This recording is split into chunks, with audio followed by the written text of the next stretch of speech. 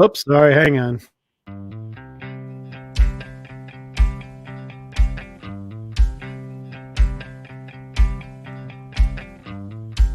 Thank you for being a friend. Travel down the road and back again. Your heart is true. You're a pal and a confidant. And if you threw a party, invited everyone you knew, you would see the biggest gift would be from me, and the card attached would say, thank you for being a friend.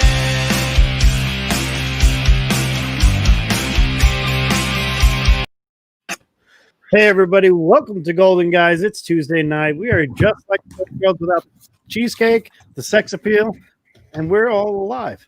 But we're great to have everybody here, and we are studying hard like knights right now. We are just going to have a good time tonight. We're great to have everybody here. First, I want to welcome back my good friend Jeff, the Golden Age guru himself. Great having him back. He's been on a little travel vendor. How'd it go for you, my man? It's been really good, man. I've been out of town for a little bit, did some family time. You know, you got this online schooling, so you can kind of take your kids anywhere and still kind of get away. And I don't know, good to be back, man. I missed a few weeks, it feels like, here. And excited for this horror month you guys are discussing. Yes, it is October. We are going to dedicate this month to DS Comics and Pre-Code R and everything that's fun and exciting with that. Speaking of DS, how we doing, my friend? I am great, thanks. I love October. It's my birthday month. It's the early part of fall. It's all about Halloween. People are all posting all their horror books and scary books, and I'm like, man, this is an all-year event. You don't need to wait till October. You do this in January. You do it in March. It don't matter. You post scary books all the time. So I'm just doing my thing, and sometimes it's scary books anyway. So, awesome. Yeah, I really love this time of year. Great. How we doing, Mike? Pretty good. I trying to think about if I have any horror books at all. I don't know if I do. It's kind of weird. Well, but we'll get there. I like some heavy metal music, so I guess that kind of counts. Yeah, that counts. And speaking of which, R.I.P. Eddie Van Halen. For any of us that are about our age, we probably had the 1984 album, or even before that, if you're as old as dirt like me. And yeah, we lost a great guitarist and everything else, but Ozzy and Keith Ray Richards still move on. Like I proved the point that they cannot be killed in any way, shape, or form. So great having everybody here. It is October. We are definitely doing Pre-Code Horror Month, and we're going to talk today about the most overrated and least appreciated horror books that we can think of. And again, we may not be 100% accurate. We want you guys to participate in this in the chat. We will try to bring up as many as possible. We do have a spinner rack. We're very excited. We're great to have this crew here. But first off, we have show and tell. And does anybody have anything they want to show? Anything they got picked up recently? Yeah, I want to see some Guru books. Let's do Guru. I got a couple books, but I'll show just one because it's a pretty cool book. I'm excited about. Let's see it. Oh, nice. Oh, it's kind of it's a 9.0. 9.0 white. Wow. Crazy. White pages? Yeah. So I just got that in today. Well, that's not first, fair. First that's Dr. only Fate like cover. $500. Yeah. So bad with the camera thing. Tell us about the book. Love this book. So I got a cool collection in, and the guy who wanted to buy a bunch of my books wanted to also do some trade. And I was like, all right, well, what do you got? And then he brings out this box that he's got. And he's just flipping through. Well, what are you looking for? I want some of this, some of that, some of those. I was like, dude, you love everything I love. Just a variety of key Golden Age books. And then I saw this one. And I was like, oh my God, I love that book already. To have it as a 9.0 white, as an opportunity to get it, I had to jump on it. And so did some cash trade. And it just arrived in the mail today. So picked it up, super excited. And I don't know, man. I love there's not much to not love about the book. First appearance of Dr. Fate on cover. First cover appearance. He appeared in number 55. This is issue number 56. So I'm assuming it's probably second appearance. And just a great book. The artist, I mean, not a name you really ever hear much, but Howard Sherman, cover and art. Mm-hmm. And first appearance of Congo Bill as well. Oh, very nice. Congo Bill. You need that. You know, So we there talked you go. about that a couple weeks ago. I think when you weren't here, Jeff, Knight's brought it to our attention. Every single Dr. Fate cover is done by that guy. Yep. Oh, Come on, really? let's show That guy has two of done every Dr. Fate cover is him. Here, we'll have them both on the screen them. too. What other show can do this, folks? That is There you awesome. go. I'll mail you my undercopy one of you guys, and we can have 3 on it next time. Mine's a little There you go. lesser. Yeah, I'll take it. Send it to version. me. I'll take it. Yeah. If you don't want it, we're definitely into some Dr. Fate here. Very good. Cool stuff. Anybody else have anything they wanted to show? I got fans? this cool thing. It's not. Let's say it. I love when you show these because I'm getting it's into not- this one. It's not Golden Age, but it's 1971. It might be the only Spider-Man cover from the Spider-Man manga that they did in the 70s, and you can see it's the serialized form. Nice. yeah, Pretty Oh, rare. it's a serialized version? That's great. Yep. That's good How stuff. thick that thing is, and it's all Yeah. just tons. Look at that. That's No some good ad, stuff. there's That's not what even you an want. ad in there. Got the Look at that. crazy ad here. Oh, a Superman toy. Look at that. Is that Iron Man? What do you got there? It's yellow and red. Who's that? Ultraman? I don't Looks know. like that, right? That's Oh, really yeah, that cover too. Yeah, that's real cool. Yeah. I've been playing a lot of Star Wars Squadrons. If anybody doesn't know what that is, it's a virtual reality Star Wars game and you get to play in your favorite ships. I'm terrible at it. But so is everybody else, so It that's what looks makes good. it that much better. Konnichiwa, K Titus, good to have everybody here. I'm going to introduce the chat here because this chat's been pretty moving pretty fast.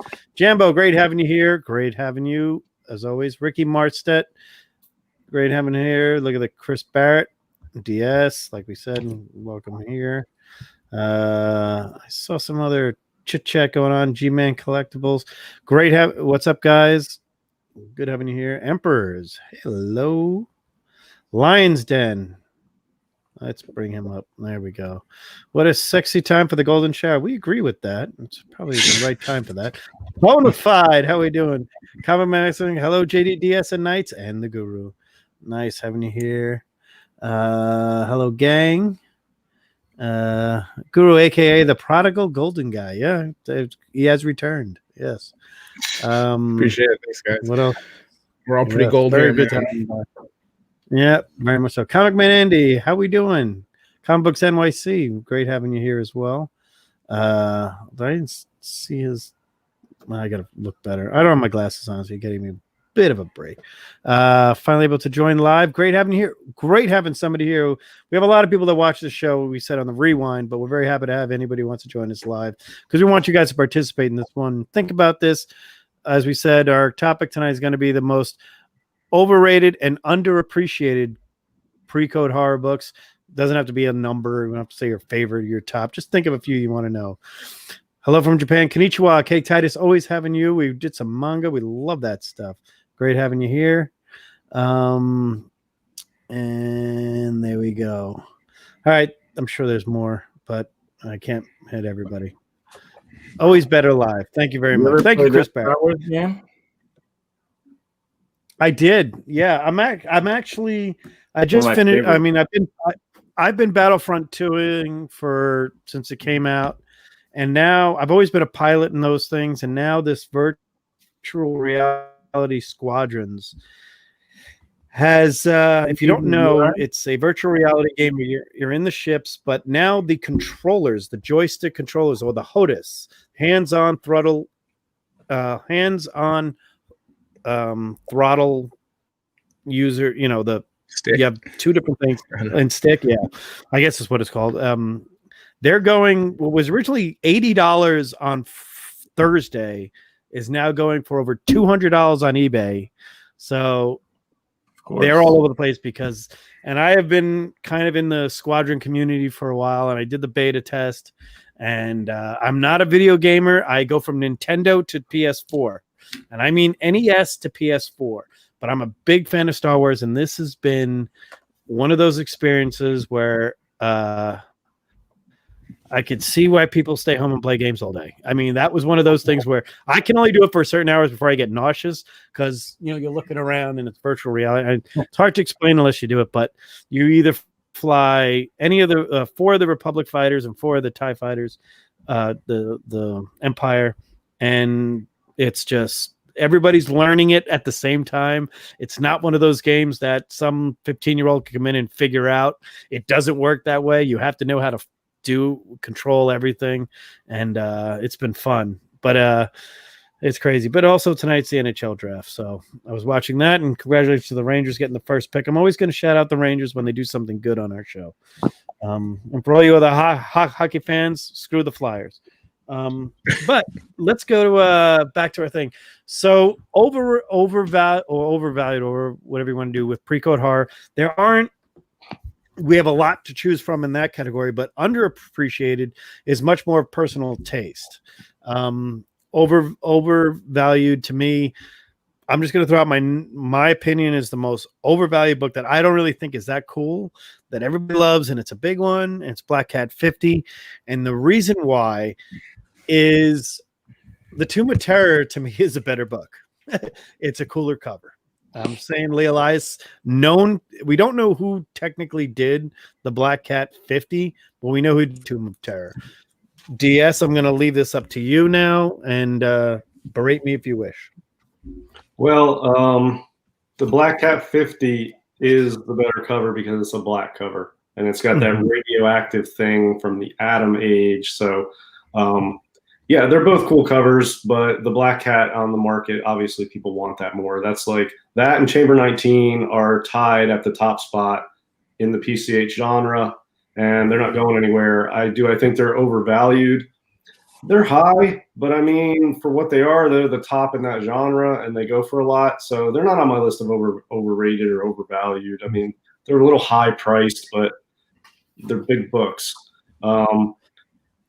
Personally, I've had, just as a side note on who the artist is on Black Cat 50, I've had both of those at the same time, and I spent hours looking back and forth right next to each other, the Tomb of Terror 15, the Black Cat 50, looking at the way the eyes were drawn, the way the hair was drawn, the way the skin was drawn, the blood, and trying to see how the pen strokes were, the pencil strokes. And it's my opinion that Lee Elias did both. There's similarities in there with the hair and the eyes, especially, that lead me to think it's Lee Elias on both. If you don't think it's Lee Elias, the other choice is Warren Kramer. So anyway, nobody knows for sure. Overvalued books. Let me throw out one I've been talking to probably to all of you guys from time in the last month. You're talking about the famous funny books. Yeah, there's Chamber. Is that the second? Yeah, book there's 19. Chamber 19 is probably the most iconic, and Black Cat 50 is the most gruesome. Okay. Those are tied at the top. Neither one's my favorite, but that's where it's at for top of PCH. The famous funnies, the Frazetta famous funnies, have exploded in value. On Heritage a couple weeks ago, there was a 4.0 and a 4.5, or a 4.0 and a 5.0 that both sold for $2,000 each. I thought that was high. I just saw a 213 on eBay a couple days ago. 213 is the creature in the shadows walking onto the ship, and it's like a purplish cover. 4.0, creamed off white, not well centered, had some tanning, not what I would consider a good looking 4.0. That sold for $2,600. Those books, I think probably of the famous funnies, which is like 209 to 215 or 216, those are the Frazetta ones. 212, 213, and 214 are like the top three that people go after. All those books have about 60 on the census. There's a lot of them out there. Yes, they're cool. Yes, they're Frank Frazetta. Those are not $2,000 books in VG, in my opinion. Those are way overvalued. I think $800 is, if you really want the book, maybe $1,000. But I was only trying to pick up the two off Heritage to get them at the same time, and I was putting $2,000 total for my budget for both, and that was to ensure that I would win them. You know what I mean? I was going to overpay at $2,000 for the pair. Those are overvalued right now. Not real hard to find. They're super cool, but they're not 2,000 plus books in VG. So those are on my list. I've been saying this for the last year and a half. as the price was going up. Horrific 3, the green cover with the headshot, the bullet hole. John Heck, very overrated. Man, that book is overvalued for so long. It still is overvalued to me. A VG On copy my of that, I think, is going to settle down to about $900 at some point. 2 5s were going for like $3,000 a year and a half ago. 2 5s now are going for like $12,000. It's almost been cut in half. I think it's going to slide a little more. It's a cool book, but for what it is, it's just a floating head with a bullet hole. When you get into PCH, that's not that shocking. Do you know what I mean? There's severed heads, witches on the stake burning. So yeah, I think that's overvalued. Mr. Mystery 12. I know a lot of people like that book. I think it's overvalued. Not as much as it was, but it was going for like $7-8 in like VG. Come back down to earth where it's like $4 to $5 in that range. I think it's got more room to go down. I think it's a little overrated. Yes, it's super cool. It's got the needle or whatever coming into the eye, and it's a close-up. Very cool Bernard Bailey work, but it's not as massive in value ultimately as I think what people are still paying for it. That's just my personal opinion. I think that's got room to still move down. I think it's overrated. I'm not a huge fan of the book anyway. Some of the books that are underrated, Dark Mysteries 10, for example. That's a witch burning cover. It's got 3 witches on stakes burning in a field being lit by this sort of monstrous creature. Never seen this book. It comes up rarely, and it's bad to the bone. And I see that one's got a ton of room to move because the more people get into this genre, which they still are, the more people are encounter that, the more people are going to want it. I think that book has demand that's untapped so far. So, some of those standards are Out of the Shadows books are cool. They don't come up a lot. They're tough to find in good grades. So there's just some random stuff out there. What's good and what's undervalued or whatever. Nice. I was going to say the Don Heck Horrific 3 is one that I was going to say, as in the book that I see that I don't understand the attraction for is that. I mean, it's it. But after number 2, it's all Don Heck headshot. Yeah. I'd rather have War Fury 1 over Horrific 3. Yeah. Okay? Like the entire Don Heck Horrific is just like, for me, it's so lazy. I find no attraction to every cover being just a head. And it's like, and the Horrific 3, I mean, just echoing what you say, exact same thing. Like, for me, it's not there. I would never put my money in that book of all the books, but to add to you other books that I think are up there with the Chamber 19 and what's it called? The number 50. I would say Venus 19 and Terror of Tales Annual 1. I think those are 4 books that all belong in the same type of top 1 to 2 tier, somewhere around there. And especially the Tales of Terror Annual 1, you just never see it. And that book just sells for crazy numbers. The Venus, you're talking about the Bill Everett cover? Number 19. Yeah. The last issue specifically. I mean, the last 3 are all pretty darn good, but I give it to 19 because it's just far more striking and memorable and in your face, just like the Chamber 19, just like, the Black Cat 50 and the Mr. Mystery 12.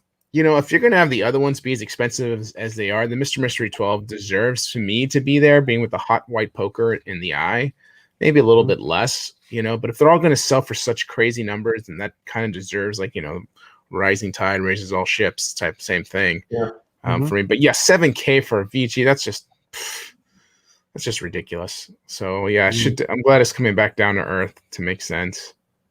Yeah, I'll tell you, if the Mr. Mystery 12, sometimes I get a little biased. Oh, the other one's overrated is that Ditko one, Jeff, that we were talking about. Oh, A Magazine is Haunted. That one.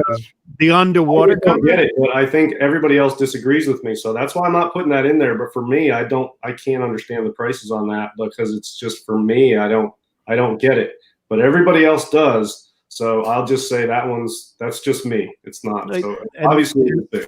It's just not frequently seen already. I do not, even like with strong numbers out there, I don't see that book come up for sale. Like these other books, I see them come up.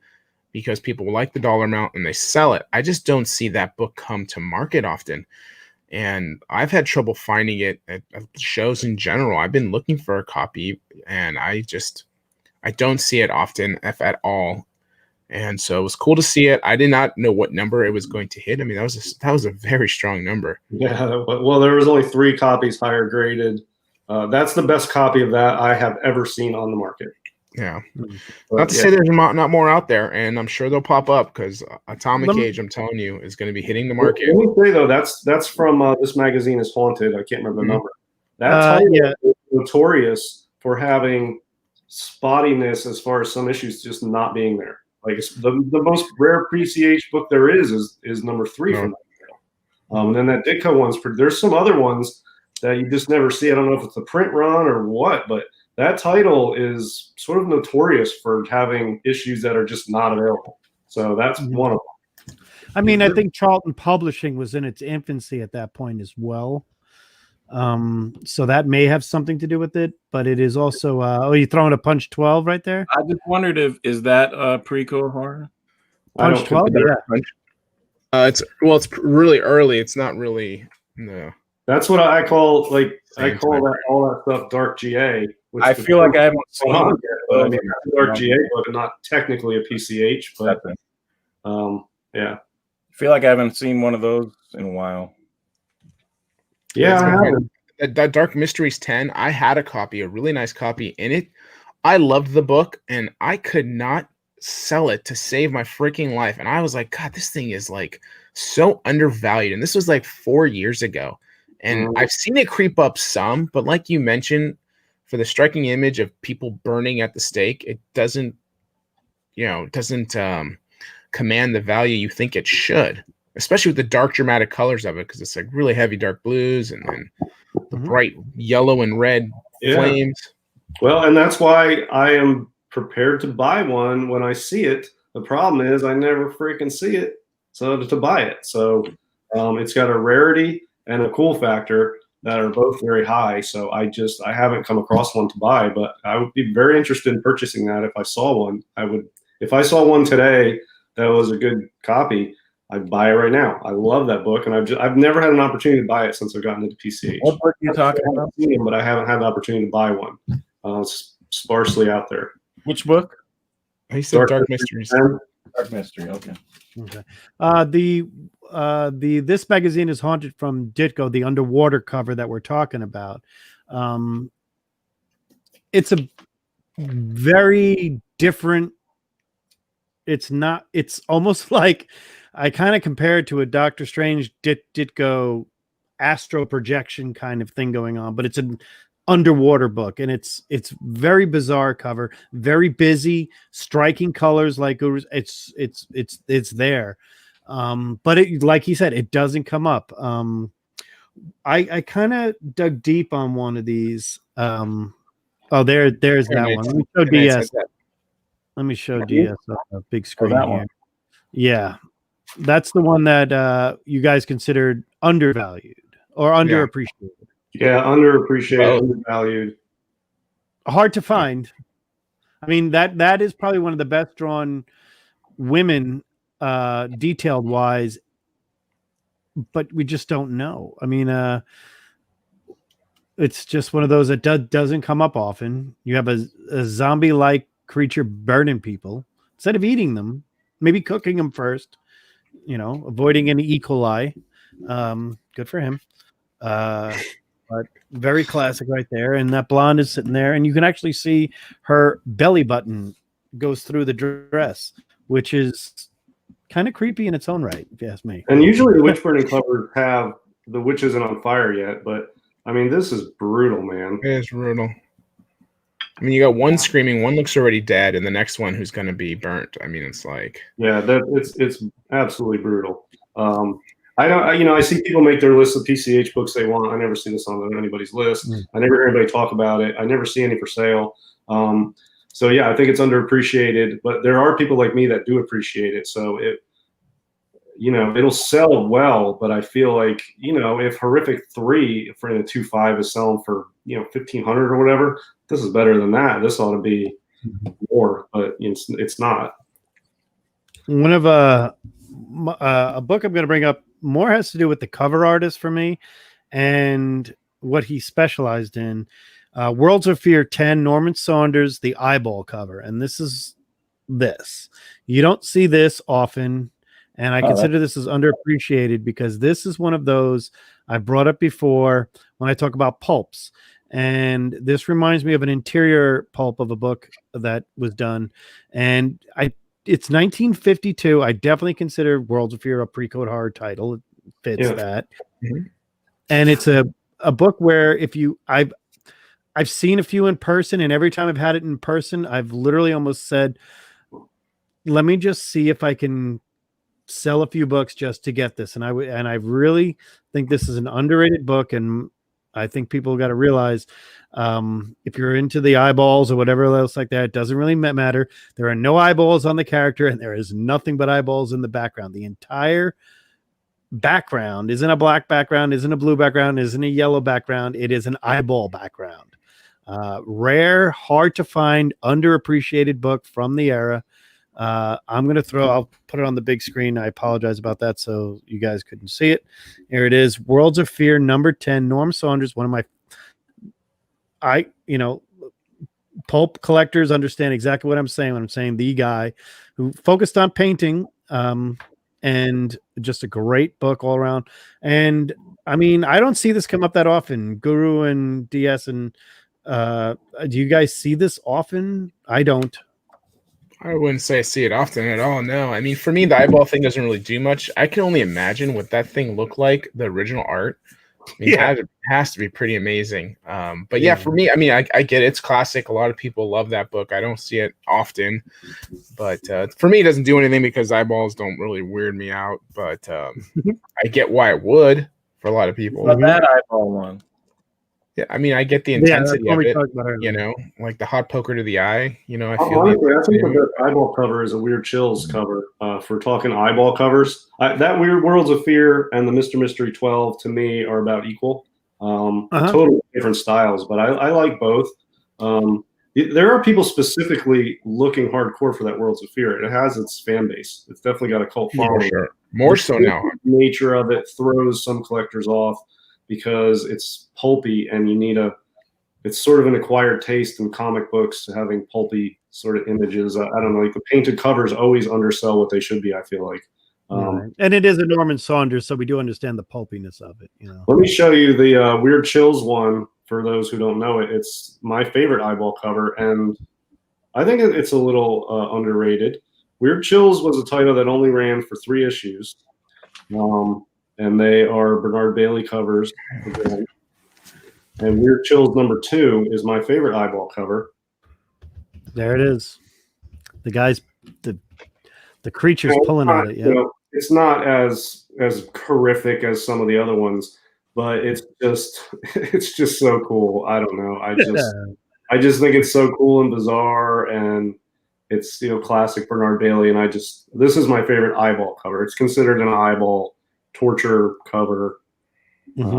He's got a nail in his eyeball, a knife, people hanging from it, needle through his lip. I mean, that's messed up, man. Yeah, there's little gremlins on it, and so that's not my a good day. Related cover.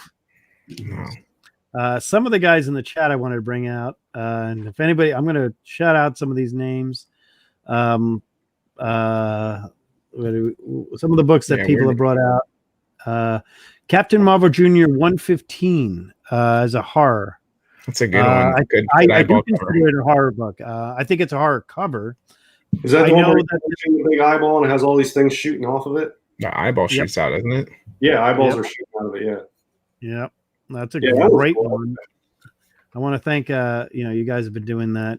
It's just good. I mean, I love this chat. It's just really just showing right there. Starling Terror 11 is overrated, but I think DS might kill me, but I think Starling Terror 11 is overrated. Starling Terror 11 is. Go ahead. Well, I already told Bonafide he's dead to me. Okay. That's obviously my favorite PCH book. It's always number 1. Pick up something new. That's my favorite for a minute, but then Starting 11 goes back to the top. It's one of the greatest covers of all time to me. I absolutely love it. It's so creepy and bizarre and just unique. And the price on that has really fallen. So I think it's appropriately valued right now, but it was probably overvalued not long ago. But, you know, a 6.0 not long ago just sold for like 4,000. I thought that was a very fair price. I got my 3.5 for like $2,000. I feel it's a beautiful 3.5. I feel like that was a decent price. So prices on that have come down. And I think they're reasonable for what it is. I don't know. I think the thing with that is so many people are aware of it. So many people have seen it. There's plenty of them available that it sort of it curbs the demand. When you see something all the time, people are not as hardcore to go get it because it's just out there. I think that's what's starting 11 to some degree. Its sister book or Suspense 8, isn't that considered the better book to own in the PCH world? Well, that's a 1945 book from a very prolific title from Continental. Right. Better. I mean, I like the Startling 11 cover better, but I like both. They go together, obviously. Right. Suspense 8. It sells for more than Startling 11, but not much more. They're about equal on the market, depending on what genre you're in. But Suspense 8 is a tougher book for sure. I think the research I did on those two books, in the higher grade, Suspense 8 always has done better due to the quality of the paper and everything else. If you don't know, Suspense 8, which we're seeing a 3.0 right here, this is actually a 3.0. What Guru is showing is a high grade for that kind of book. There are so many books like that are if you don't know the paper quality on that book and the integrity of those books, I've seen so many of those books missing covers or reattached covers or detached, and a lot of times the Suspense 8, that book, often at times it's a very common color touched book if you see it in raw.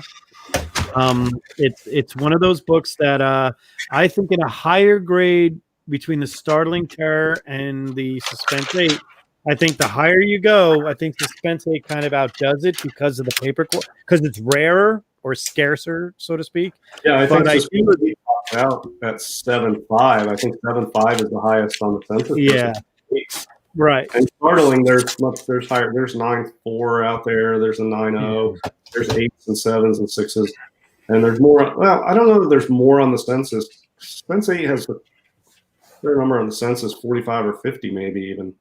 But a lot in the 1.15, 2.20 range. Well, I've had several issues of Suspense comics, and only one was not light tan to off white.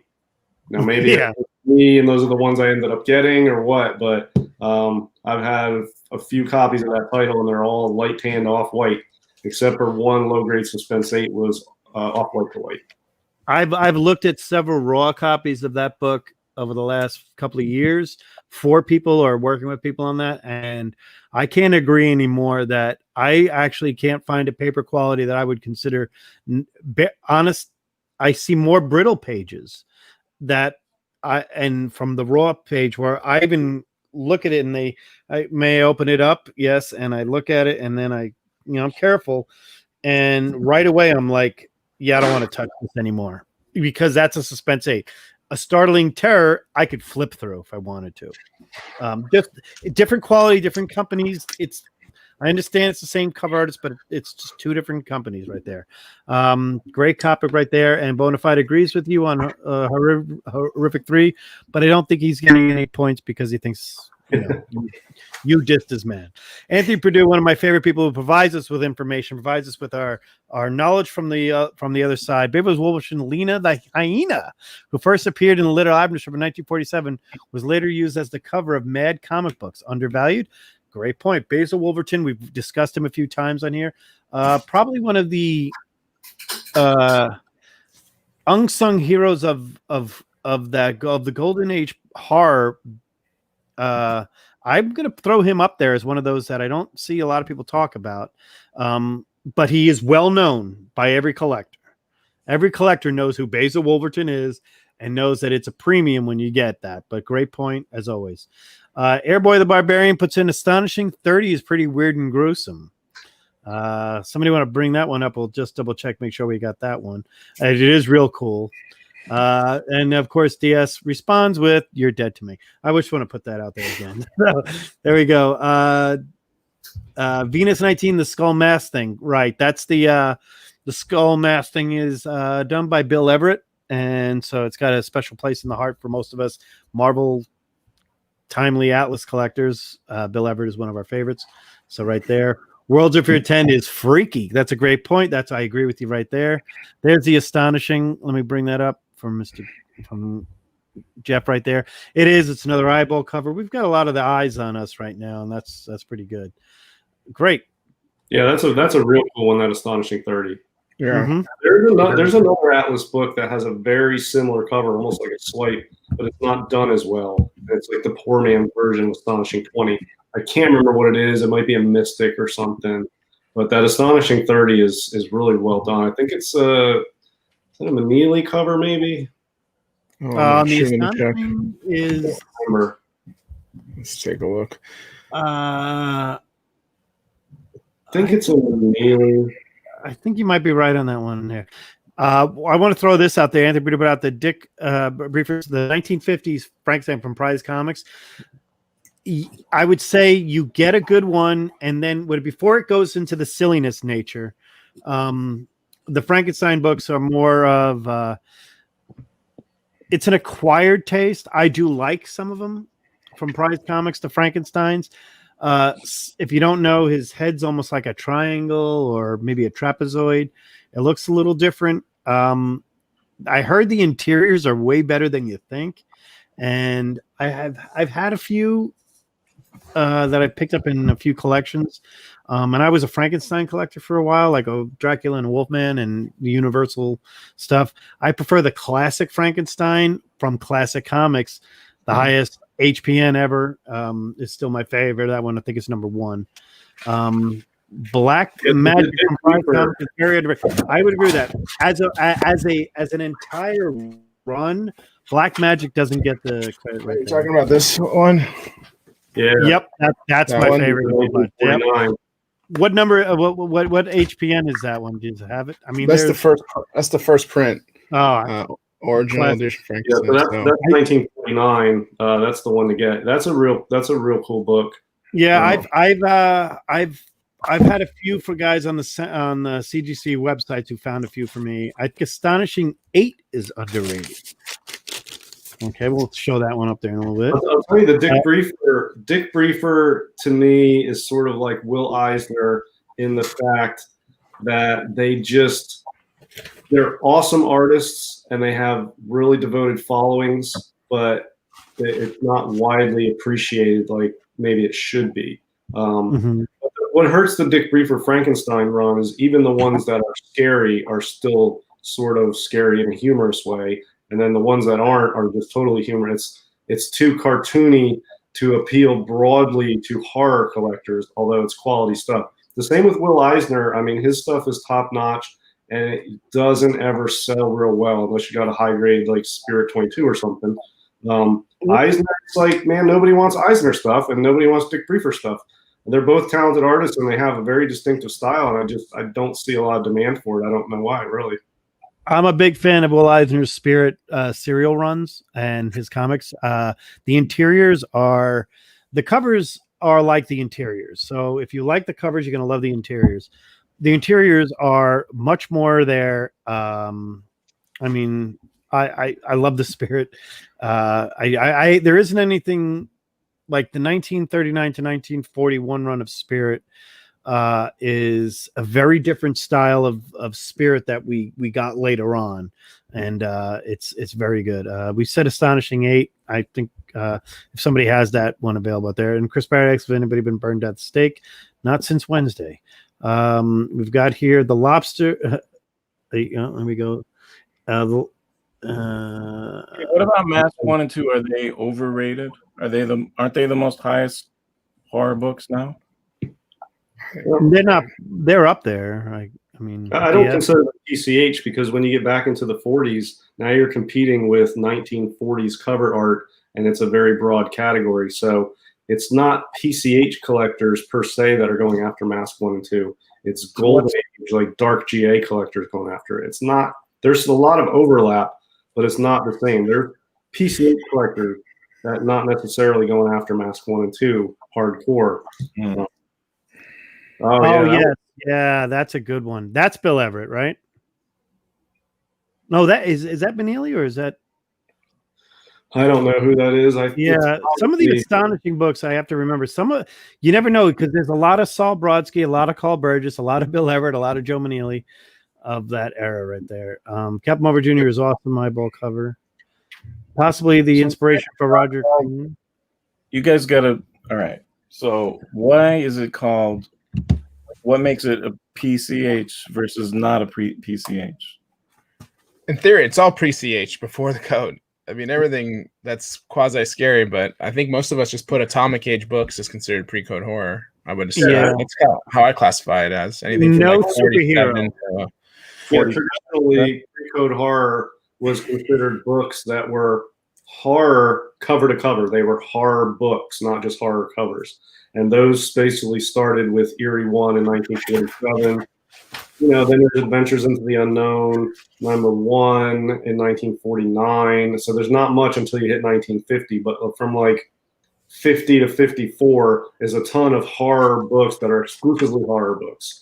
Prior to that, there's a lot of horror covers, but they have, multiple stories in them. Those 40s books, one's a kid's story, deliver newspapers type thing. One is a horror story. One is like a mystery crime thriller type story. And it has a variety of stuff in them. So they're not horror per se, cover to cover. Even though So it might 1950 or 1947, what was the year? Well, 47 was the Eerie 1, but between 47 and 50, there's not much horror coming out. It's really 51 to 54 is the bulk of it. But prior to 47, like the Masks are in 45, Punch 12 is 45, Dynamic 8 is 44. You go back into the 40s, there's horror covers, but the books are not horror books all the way through. But that I call that dark GA. That encompasses all that stuff that's dark cover oriented stuff in the Golden Age. But that stuff has exploded in popularity over the last 5 years or so. There's so many people in it that people are just calling all of it PCH now. So it's sort of been redefined by the popularity of the overall genre. But people like me still stick to the traditional definition. And I might start to be in the minority on that definition, but I don't consider Masks to be PCH. They're dark GA. But see, that's why I started saying dark GA, because there was no name for that other category that nobody cared about forever. That's super popular now. Like the Masks, the Punch 12s, the Dynamic 8, stuff like that. Even the Wonder Worlds, some of the creepy stuff. I just call it all dark GA. And then when you get to the 50s, it's PCH, because that is a dense 4 to 5 years of just heavy horror cover interior stuff. The Atlas books, the Harveys, that's just, it stands by itself as a category. And then the other stuff before that, I just call it all of it dark GA. So, and then what about in the Bronze Age? It horror makes a resurgence, right? Absolutely. Yeah. What is that called? Something? Postcode. Well, 70s horror. DC 70s horror, man. That's it's not just, Marvel did it. And it's DC Bronze Horror. If you just say Bronze Horror, I think it means DC Bronze Horror. Now, Marvel had some horror, but it's horror mixed with superheroes, mixed with reprints and stuff like that. Whereas DC had Wrightson and Adams and Cardy and Dominguez and those guys. I often throw up that, when we talk about the Bronze Age horror, you start with the DC coming back with their, House of Mystery, House of Secrets, there. But when you get to Marvel, I think, my opinion, the most underappreciated book of the Bronze Age is the first, what I consider the Marvel Bronze Age pedestal, is Tomb of Dracula 1, Neil Adams, because it brought Dracula itself to the forefront again in Marvel Comics, where he became a character. And it, not so much it introduced Blade, but that's there too. But you've got the Van Helsing story, you've got everything else going on. You've got what's her name? Harkin. What's her first name? Lilith. Yeah, the Professor Harkin and Lilith. You've got everybody from the Dracula Bram Stoker run back into the forefront right there. And Marvel did jump into it, and they followed it up with Werewolf by Night right away. I know, So and then they threw Blade in there, and then they threw Moon Knight in there and turned it into super. But then but they did. But Frankenstein had 18 issues, and with Mike Plug in the beginning, followed up and ended. Starts at Mike Plug and ends at Wrightson for a cover, and as the art interiors are done by some of the best of the Bronze Age. But when we brought up the Frankenstein, we have to show that Mike Plug covers right there. I do want to bring up the Dollman Menace of Mind Monster horror cover. I do think the Dollman Menace of the Mind Monster, great book. Creepy Dark GA. I don't know if it's considered PCH. But if it's superhero, then it's superhero and it's not PCH. Right. Then you got Out of the Shadows 8. That one I tried to buy. I think I was talking to Jeff when I bid on it. That's this one. That's a good one. On Comic Link. I think I was talking to you, Jeff. Remember, I kept getting blasted out on bidding on all these books that one night. You did, yeah. You were like, "Dang, man, I can't win it. Save my life." And you were bidding. You were bidding really well. That's why I was hitting you up. I'm like, man, maybe am I not bidding strong enough? So I was telling you, and you're like, man, that sounds like a strong bid. There are quite a few Shrunken Head covers, but that's one you don't see that comes up as often. No, you don't. There's some high grade ones of that book too, out and about of Raw I've seen from personal collections, but it's like it does not come up, and it does not, and it's that's probably underappreciated, probably because it's not as recognized and seen as often. You know, that's part of it. Some of these books don't get seen enough to really grab the attention like others. Right. Yeah. Yep. And that's a standard. That's what I'm saying. That's a standard publication, and that's what I mentioned before. Those books just are not around enough for enough people to be aware of them, for enough demand to sort of be generated. But I'll tell you, what was that one, a 5.0, Jeff? I think it was a 5.0, and it sold for like 2,700. And man, I bid like 2,300 on it or something. I thought that was strong, and it wasn't even. I'll tell you, Jeff, I regret not going a little further on that Wonderworld. Which one was that one? Was it the big laser destroying the city? Yeah. I love that book. That book is undervalued. 3.0, and if I could go back in time, I would have bid more. Because after I talked to you about it, I was like, man, that is a good book. I should have bid more. But I think I'll show you guys which book it is. Bring that up right here. There's such awesome and crazy, scary pulp horror stuff.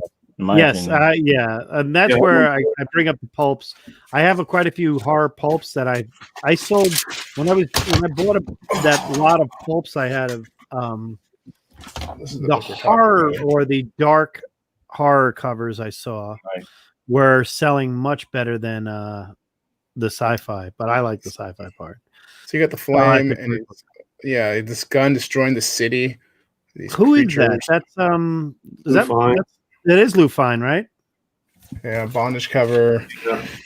Nice. And Lou Fine, Iger story. I just I feel like when I was bidding on that book, it was a 3.0. I didn't want to shoot the moon on a 3.0, but it is a tough book and it's cool. And it went only for a little higher than what I bid. And then I started researching it, thinking about it, and I talked to Jeff about it. And then he showed me his copy right there. And I'm like, man, I freaking love that book. And then it's too late. So the other ones, I don't regret my bids. I bid strong on them. Even that Zip 32, I went pretty strong on. But that one, I could go back. I would probably go a little more on it. One of the books that Comic Mad Musings brought up, I want to shout him out on this one. One of my favorite books and now my top 3 underrated. And I know it's there. It's a cover-based book only. It is a Bell book, and it is The Knocker of the Bell as a Human Head, and it's Witch's Tales 25. Great bring up.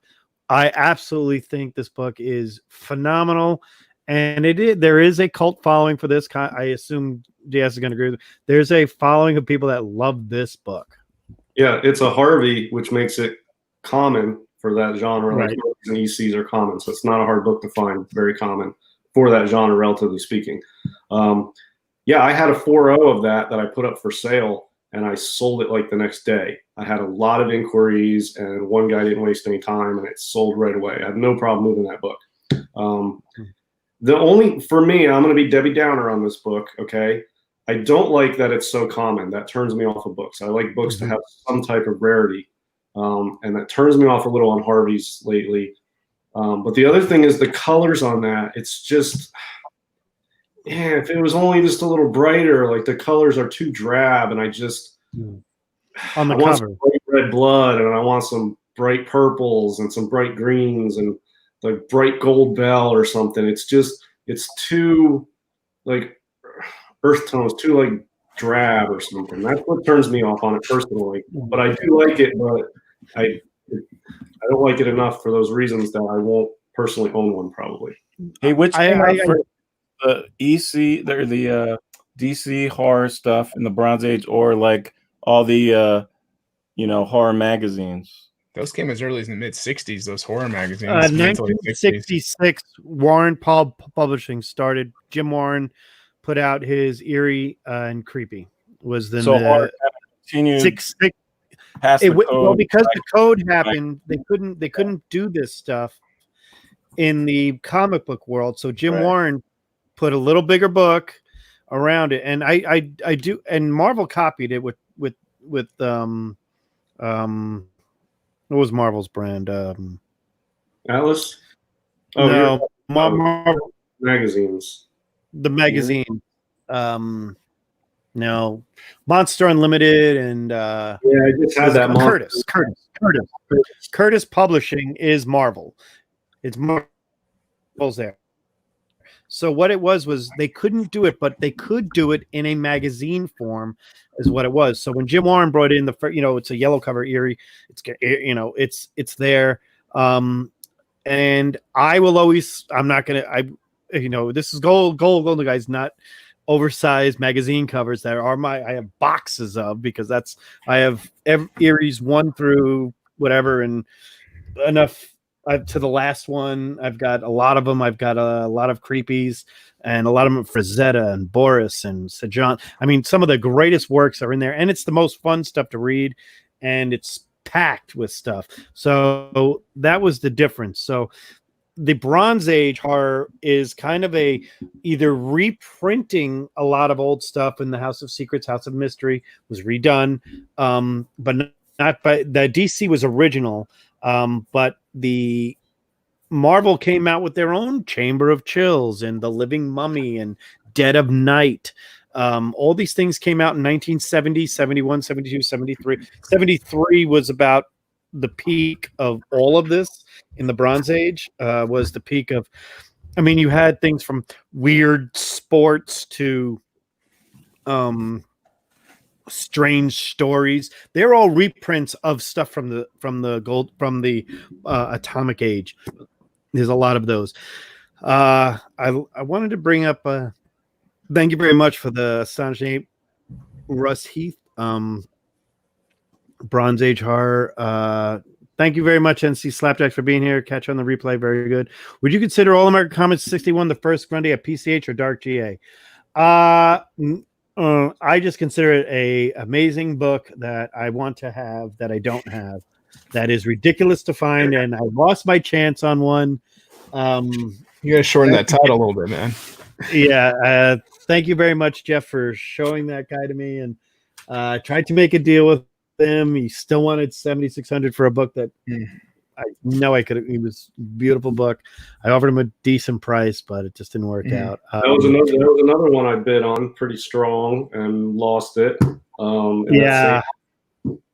But yeah, that's on my list. I like it for the cover, and I like Solomon Grundy. I like Solomon Grundy, and I like the Spectre. Those are two. I'm not a character guy, but I like those two characters, and I really would like the first appearance of both. But the Spectre one is much more difficult to get, obviously. But the Grundy, that's within my range. I can score a copy of that. It's just a matter of the timing and the right copy. But I do want one. I consider it GA because of the character is so creepy and dark and horrific, and that cover is badass too. So it's a dark GA, even though I know it's sort of stepping into the superhero DC titles by doing that. I think that Solomon Born on a Grundy, Monday, died on a Sunday. Yeah, I think that character could have a bright future in film. I think he's an underutilized character. To have something mysterious and spooky and dark like a character like that to be utilized in a bat flick of some kind. I mean, and other characters too, I think could be really fun to see. Something more mystical. Same thing with Spectre. Spectre is ultra dark, and he uses like black magic, and he just looks badass. You could do a really dark magic sort of movie with him in cinema with Spectre. Spectre is super cool. I like Spectre. You guys are hitting. But I'm not going to get the first Spectre anytime soon. I can get the first Grundy though, maybe. Yeah, the what I consider the four why I don't like Warner Brother films. No, and this is not going to start a discussion on that, but they leave out the four best characters DC put out as far as I was most interested in: Solomon Grundy, Dr. Fate, Our Man, and the Spectre. Four great, and the Phantom Stranger on its own right is one of my. I believe he should have his own.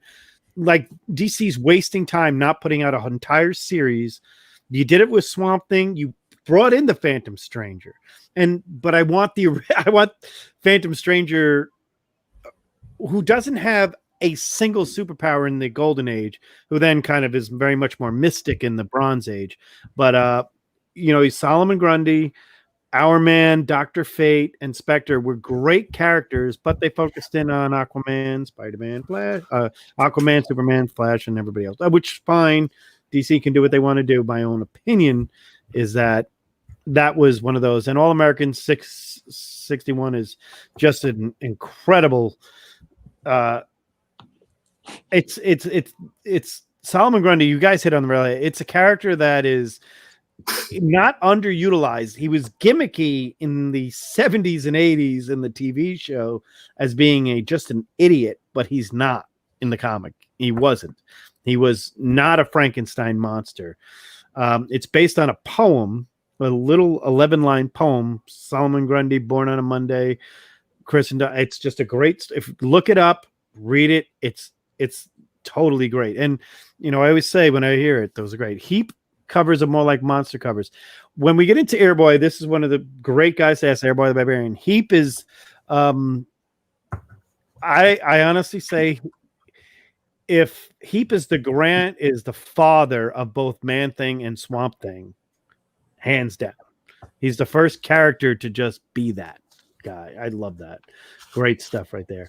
Real quick, I just want to mention one thing. That All American 61, Grundy, again, like that reminds me of the song, right? Like how eerie could it be with that song? Like you remember Nightmare on Elm Street, where it's 1, 2, Freddy's coming for you, 3, 4, 3, 4. I mean, if you have just kids like singing this mysterious song, and like just how eerie it could really be of this monster-like creature, and who really doesn't, from what I understand, like he reincarnates and sometimes doesn't remember or is a different character somehow or a different personality.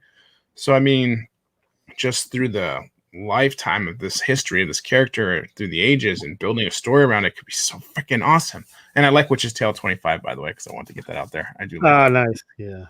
Anybody else have any I have one underappreciated that I have to find it. Not find it. I know which book it is, but I know the only guy I know who has a copy is one of our guys who's been on the show, Stray Flexen. And I never saw this book before, but it freaked me out. But we'll get into that in a little bit. I'll bring that up. Anybody have any other undervalued, underappreciated? I don't see the value thing with us really doesn't work because we'll pay anything for any book. What is that? Didn't they do Solomon Grundy on Gotham? Yeah, Solomon Grundy's had like TV show news, which is putting the prices of Solomon Grundy stuff up. And I've gotten a little cheap where I don't want to pay movie-related popularity prices. And I think that hurt me on the last time I was bidding on that AA61. But yeah, if you even look at Showcase 55, which is sort of the goofier Grundy that you were saying, JD. Yeah. It's a great cover, though. That book is really tough to find a high grade, though, admittedly. It's really tough. All those DC books from then are tough to find. All those DC Silver is tough to find a high grade. But that one, if you find like even a VF, it goes for a lot of money. And if you get into the nines on that book, you're talking thousands of dollars. But that book was never cost that much. But yeah, like Dead Man, that's tough to find the first Dead Man in high grade, the first Spectre in high grade. I've been looking for years for a Showcase 60 and 9.0 up without paying a massive price for it. And it's just, you never see them. And the rare one you see when it shows up goes for thousands for like a 9.2 or something. And it's, man, those books are super tough and high grade. It's all Wrightson. Yeah. I'm trying to find I gotta tell you, like, horror is cool and all for me, and I do like horror, but I do find myself more enjoying kind of like Dark GA, but more like superhero horror kind of concept, like World War II horror, like, you know, Silver Streak 14, Yeah. or like National Comics 16, or Yeah, Zip Great call. Comics. Yep. Zip Comics, what, 30? I think it is. The zombie with the tank. Yeah, I think that's number 30. You know, even 22, you know, there's zombie cover. But just like that type of, like, where you cross over, you have your heroes fighting almost supernatural type characters, weird tales with the Captain America and the Hitler cover. Red Skull. It's just a cool, creepy cover. Yeah. Yeah, you know, Or something. I've been moving more into those too, and that's really what I like. I predominantly go after those now, but I can't score any. They're tough, man, tough. Pet 34 is high on my list too. That's a Oh, yeah. Yeah. Fujitani. I love them. We definitely have to do an MLJ appreciation show. I mean, because We do. Zip and Pep are so underrated. I mean, I understand it's the dawn of Archie, and some people knock us for that. We actually like Archie here. The Good one's on the spinner rack tonight. oh, nice. The book I found it, and I want to show it here because I've only seen it on Instagram. I've never seen it in person. And this shout out to our good friend Stray Flexin, and it's simple. It's called Rocket Man Volume 2, Number 1, and it freaked me out when I saw it. Oh, that's It a is- reprint cover. yeah, it's a cover swipe of Punch. Yeah. Right. Punch cover, yeah. Punch Yeah, cover. of a punch cover, and it's just it's colored differently, but it's Yeah, it's it just is. right there. It's colored differently, and there's a lot more blood on it. I honestly, it's just there's too much going on. If you see there's a noose and getting stabbed by those little people again, creepy. The phone is off the hook, which is one of those things that I just loved about it. I just thought it was just so different. There you go. There's a good look of it. That's awesome. Yeah, It's such a great book. And I shout out to Straight Flex on that one for showing that to me. And remember, this was in January. My response was, where did this? I've seen the cover, but never there. But you brought up the Silver Streak, I guess you call it a vampire cover. Would you call it that? Or Oh, I'd like just a skull cover for number 14, and 15 is a mummy. I was thinking number You're thinking 6. the claw, maybe? Oh, 6. Skeletons So- with, like, it's not- Yeah, it's claw. the claw. But it's, Yeah. it's number 6, the one with it's just the big claw head in the background with everybody getting in his hands. yeah, and you know that's one I want. But see, this is why I'm not scoring a lot of these books. I'm gonna have to change my strategy or something because I have moved further back in the golden age, and I'm going after Dark GA. But now I'm also competing with guys who want keys, and you have like first appearance of Daredevil, first appearance of the Claw, and then you have like they were collecting swastika monster covers, and then I just like it because it's a monster cover, and then I'm competing with guys because it's a Nazi monster and they're paying more. So I'm not like Zip 32. I don't care if it's World War II related. I think I'm losing out to the guys who are also, there's a whole World War II era of collectors going after those books. So I'm going to have to change my strategy up. But with PCH, it's easy because it's just horror. But when you get back into those, there's superheroes, there's first appearances. Like Silver Streak 6, was that first Daredevil?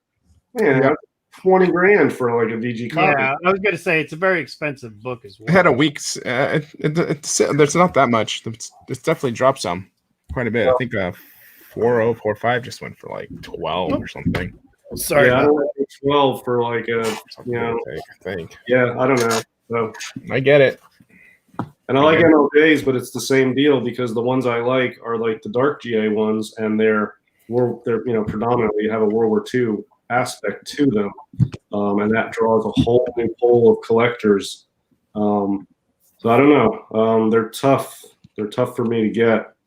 Yeah, I've been like you, Jeff. The ones you rattled off are all on my list. I passed on a National 16 at Heroes Con last year. Gator had it. It was a 4 white pages. And the price he had was reasonable, but I had just gotten there. I was like the first book I saw. So I walked around for a little bit, not even that long, an hour, and went back, and it was gone.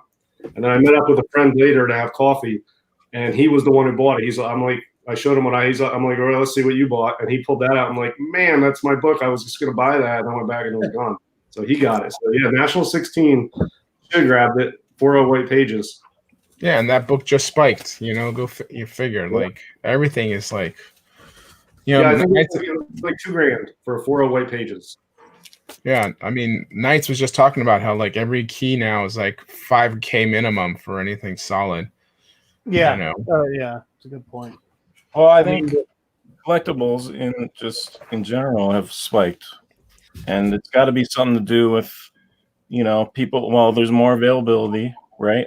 I feel like there's more available online lately because all the comic shops had to put their stuff up. Plus, you know, there's been some people I think who had to get rid of some of their collectibles.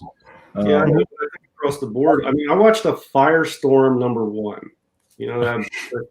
What is that, 1978 or something? Fucking Firestorm, dude. Firestorm #1, 9.8.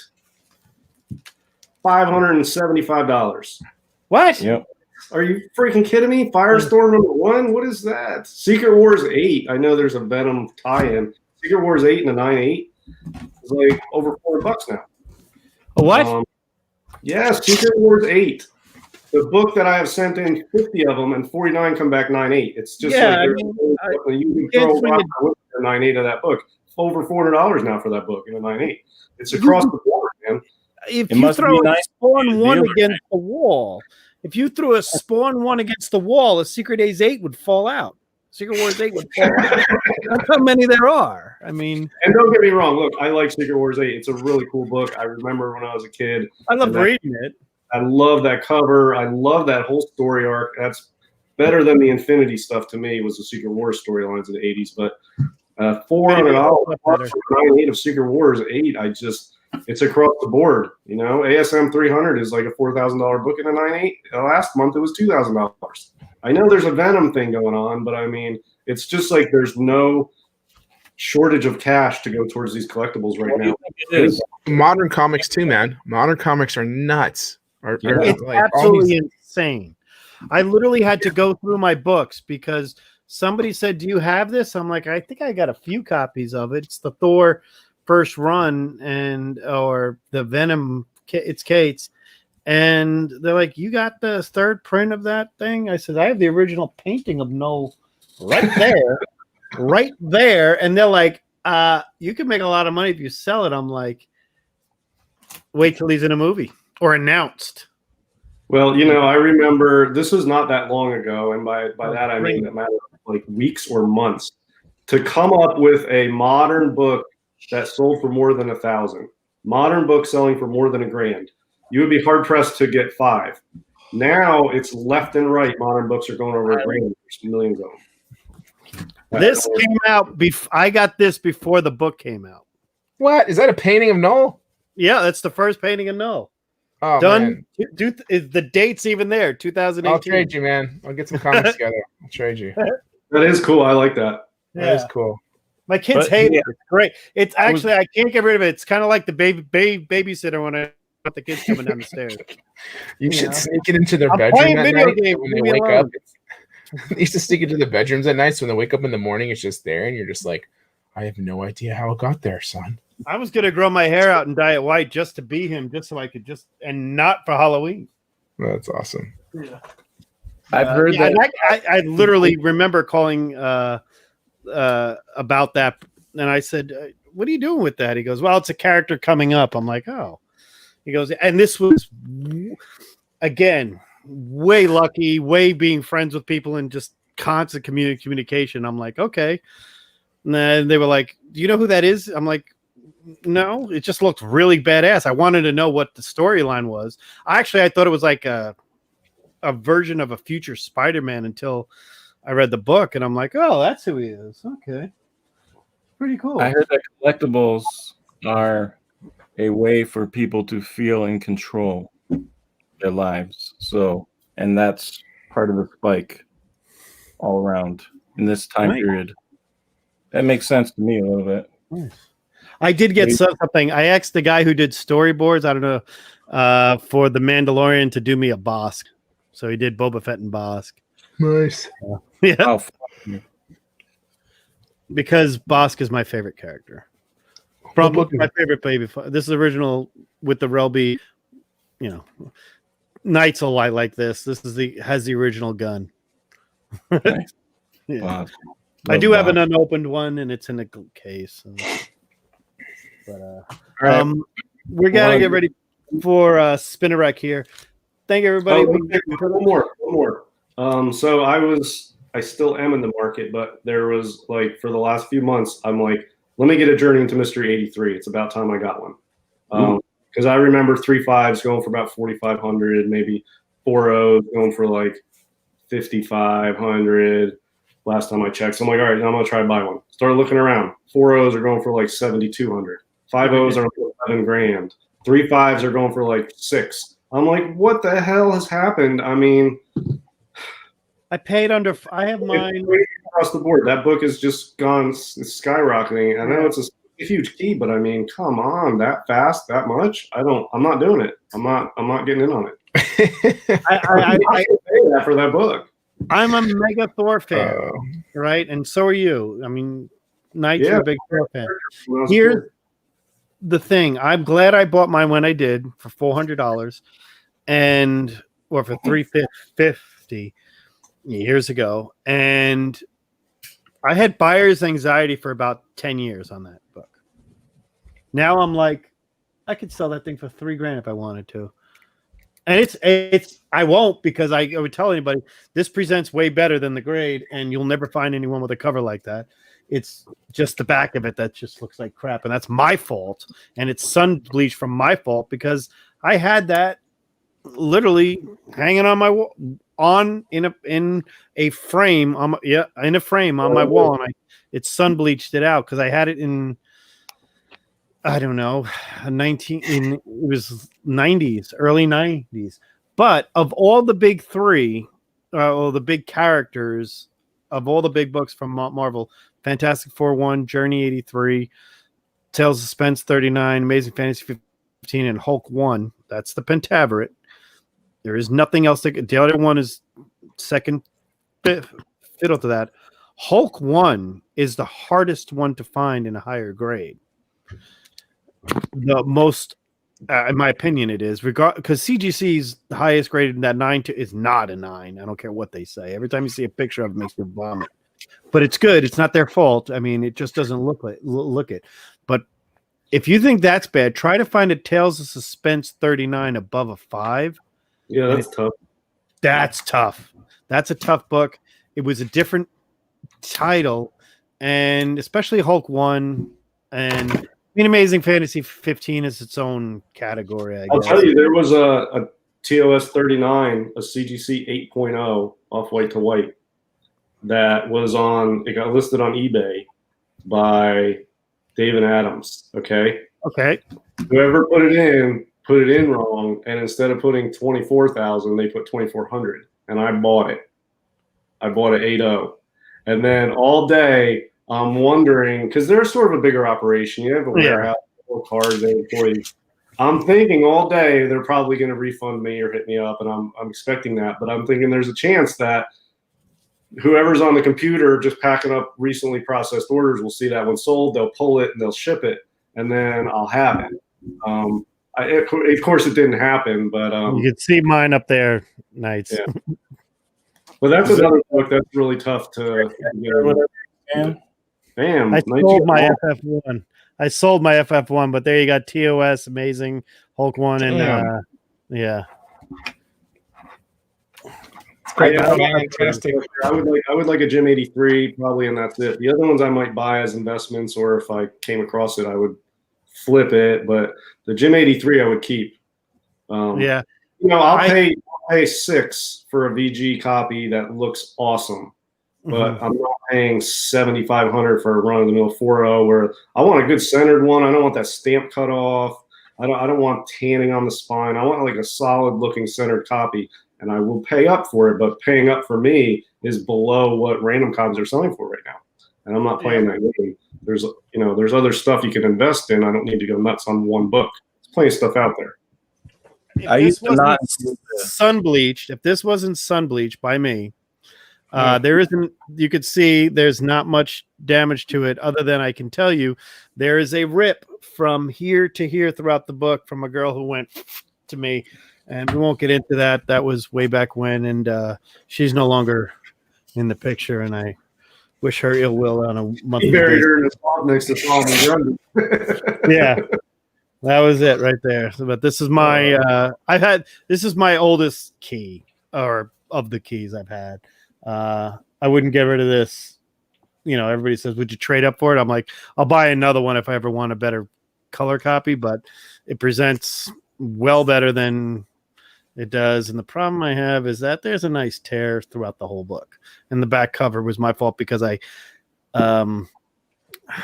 just put it in a normal picture frame and squished it in there when I got it, because it wasn't about the money back then. It was about having the book. It was about having my favorite character. No, I got a good one. Hey, so these, I feel like I could trade these. It would only get me like one mask, but I would way rather have these. I will give you one mask. Give me my mask for the. Yeah, I will tell you right now that Tales of Spence 39 is one of those that I have mine, and I honestly want to get a better copy of that one. That's the only book of the bunch that I'm like, it's got a nice cut through the 12th center. I mean, it's just missing half. It looks like 2 cents, Wait, you could trade those for a Cap 1 or like a Batman 1. Like Mine a nice Batman 1 for those. Mine are beat up. Yeah, I know. But you have all those. You could probably get a nice Batman 1 for those. I'll bet you. Yeah, my AF man. is incomplete. Incomplete, and I wouldn't even call it color touch. I'll say drawn on. You could just sell a couple of them to get a Tech 31. Yeah, I've had them so long. They got yeah. I'm the same way. I think I've had at least 20. and it's years. like the collection. I can't break it up. Tech 31's another one that 1.0 went for over 40 grand. That's a book that I would say is dark GA. Would you say that? It definitely is. Definitely is. Okay. But I mean, you see, 1.0 went from like 25 last year to over 40 now. It's almost doubled in price in a year. It's a small sample size because you don't see a lot of them. Mm-hmm. But I don't know. I feel like when all the prices across the board are going up 30, 40, 50, 70% on these books, I am perfectly fine sitting on the sidelines and cherry picking because I don't want to get caught in an avalanche. You know what I mean? As I have a Hulk 181, I bought that book for like $2,000, and within 3 months it was selling for like $6,000. Yeah, so that's why that was on, and I dumped it as quick as I could, and I bought a terrific 5. I've said this on other shows I've been on. I used to literally flip 181s religiously from about 2004 to 2014 nonstop. I would buy anything under $500 at a clip. I would be like, take it. I would go to places when they do 50% off sale. Give me your Hulk 181. And I just keep them. And 2 years later, sell them. It was the book, but now it's stopped moving, which is good because I don't want it anymore. I was never a big Wolverine fan. It was more of there are so many Wolverine fans out there. And it was one of those. I compare it to the ASM 300. I compare it to the book that always you can sell and buy. It's always available. It's always there. It's never going to change. And I used to be able to make money on those books. Now I kind of think they all peaked. But I heard ASM 300's kind of moving up again. And somebody said that but just to throw it out there, this is just a fact.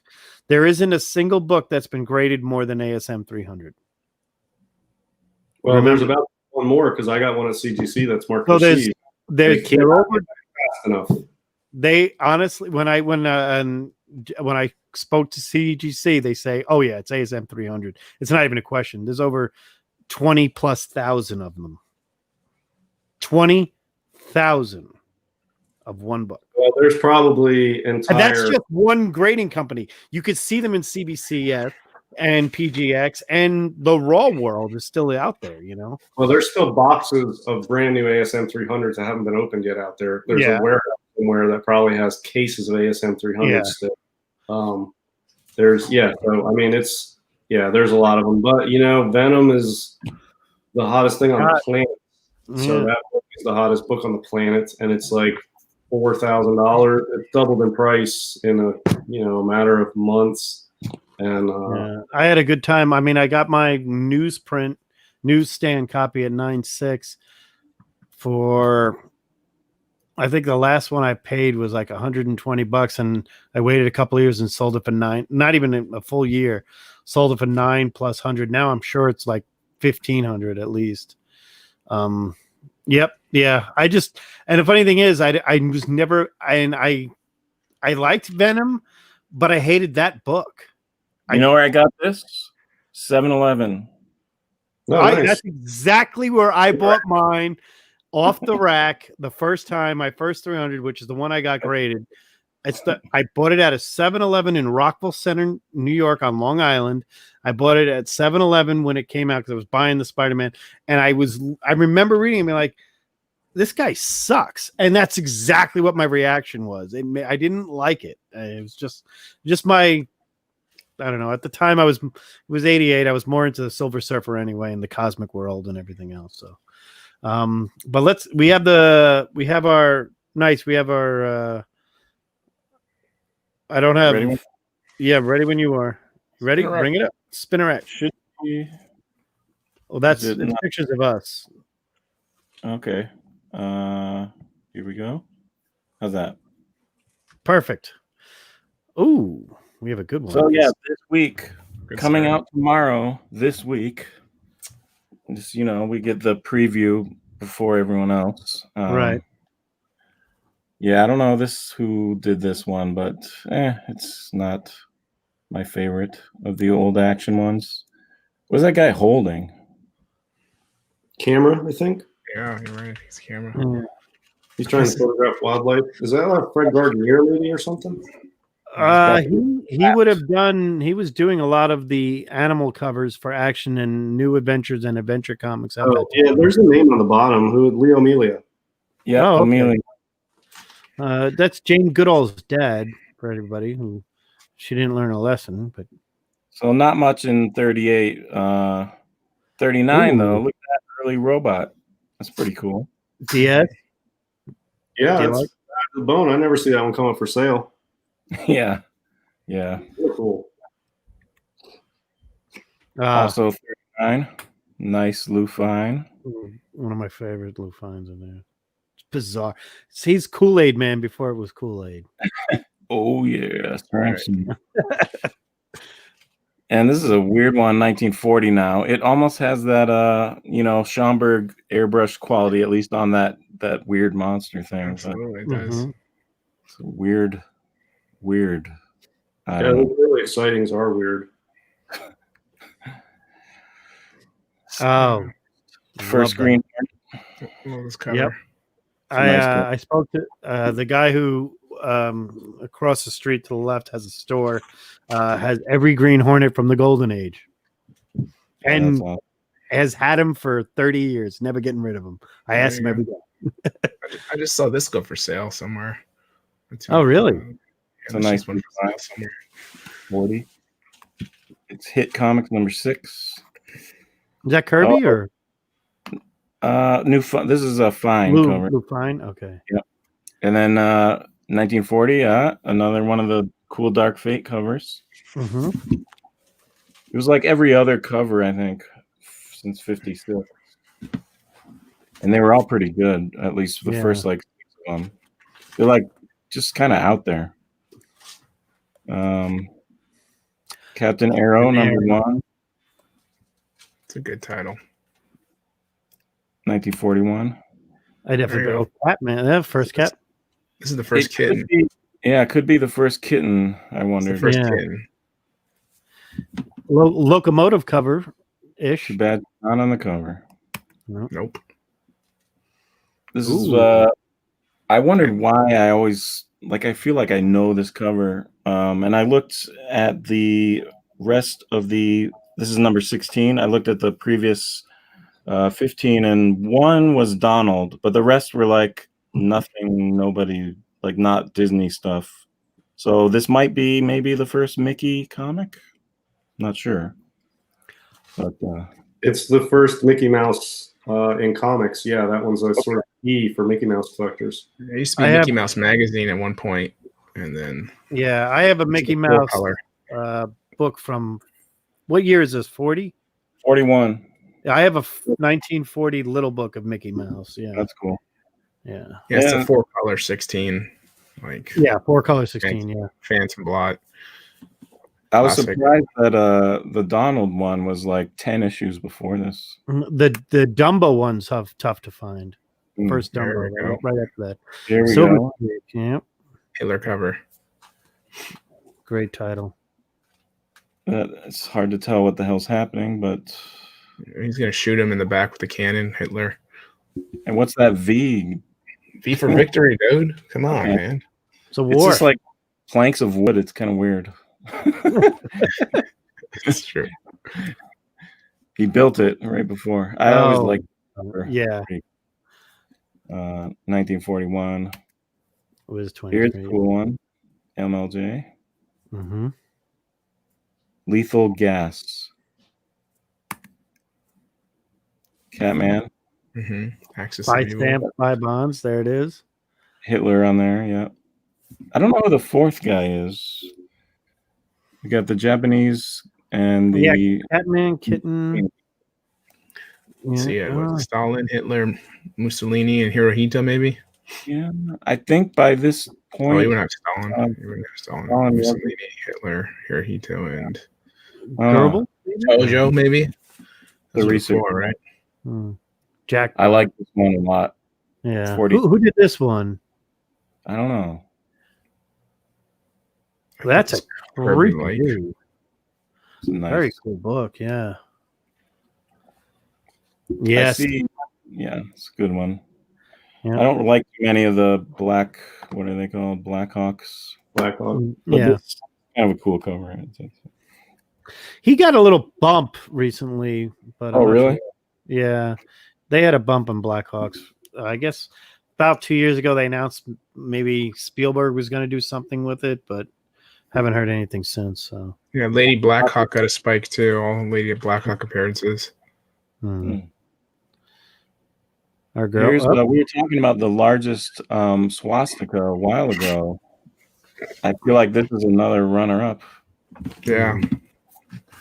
Green Llama's got a number 4. I think he's got a huge Yeah. swastika too. yeah, the Green Llama one we talk about the whole time. Yeah. This is a pretty rare one. An injured guy. Yeah. That's cool. Fighting Yank. 44 night fighting Yank. The guy with the syringe has the red shirt on. It's kind of weird. Oh, Cap. Cap stabbing a guy through the chest with a spear. You don't see that too Half of often. me thinks No, Bucky. right. Half of me thinks Bucky liked being tied up at this point. Well, he's sitting next to the girl. Yeah. And you He's got a just nice. always tied up. The whole run, he's tied up with that. Yeah, that spear is brutal, man. Yeah, I know. There it is. I noticed there was a lot of gambling things going on, and this is 46. They must the be from GI Nebraska. and gambled. Must be from Nebraska. We just lost our vote to get. Oh, really?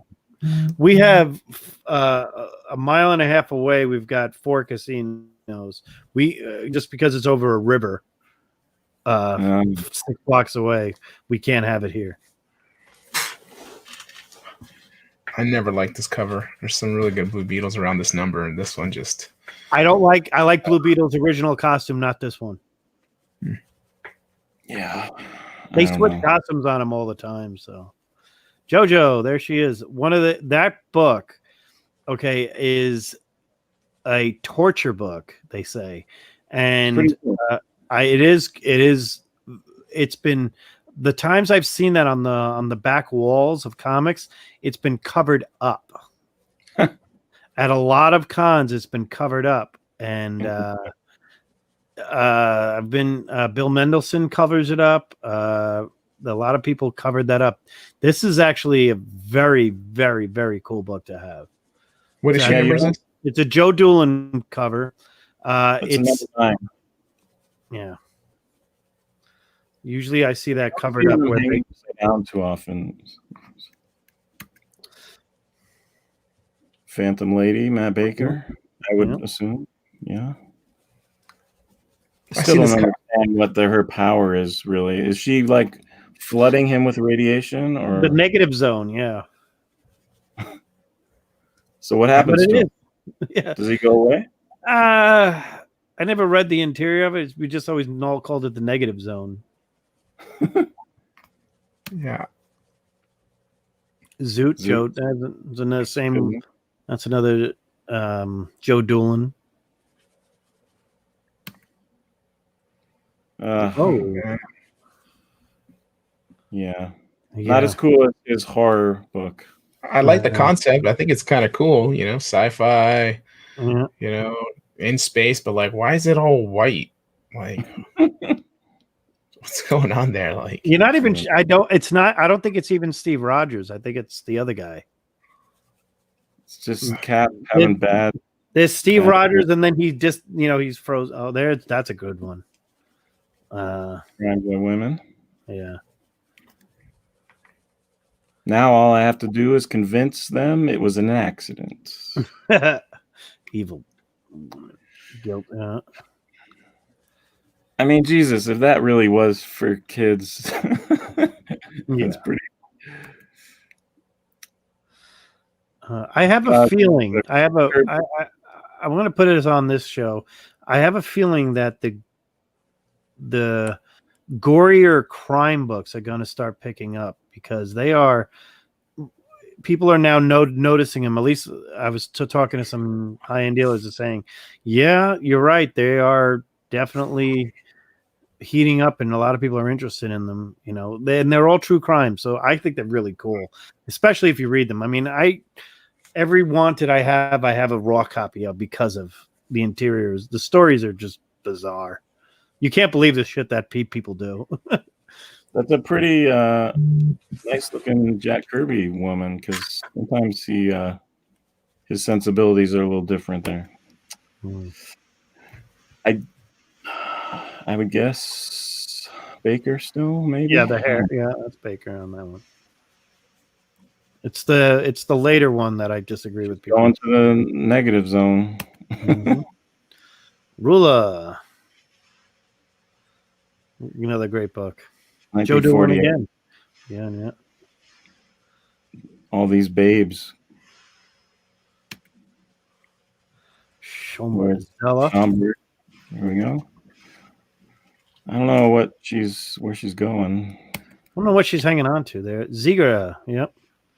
Zigras are actually most of the covers are very white in the background, and I don't know why, but if you look at some of the Zigras, they're all white background, a lot of them. So this is pretty good stuff. Sounds like a drug name, Honey, did you take your 2 Zigras tonight?